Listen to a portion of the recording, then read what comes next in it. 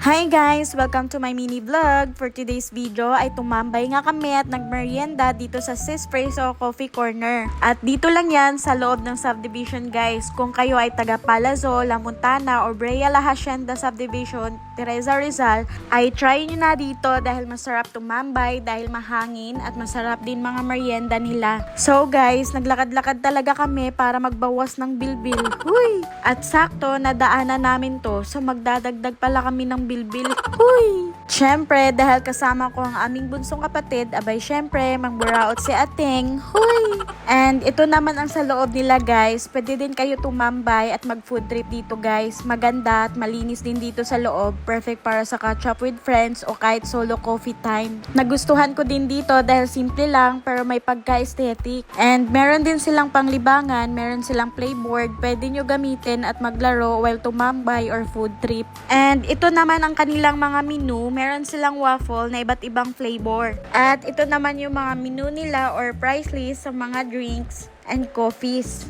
And syempre, they will accept payment through cash and GCash. And syempre, dahil dumating na yung order namin na merienda ay nag-food trip na agad. Naku, mga halatang hindi gutom ha. Kahit di pa na-serve yung ibang order, abay ni food trip na. Akala ko ba magbagong buhay na tayo mga kapatid? Akala ko guys, papayat na ako, pero palubo na ako ng palubo. Huy, mahirap mag-diet. Lalo na mga taga-bulong din mga kasama ko. Huy, hirap talaga kumain no. Lalo na pag libre. Abay, ang sarap talaga. Ay, huy! And so guys, dahil paggabi na, ay nakita nyo naman, medyo maganda tumambay sa gabi dahil may pailaw vibes at refreshing dahil mahangin. And naisipan na rin namin umuwi at cancel ang lakad-lakad dahil sa kain-kain na punta. Huy! Charot!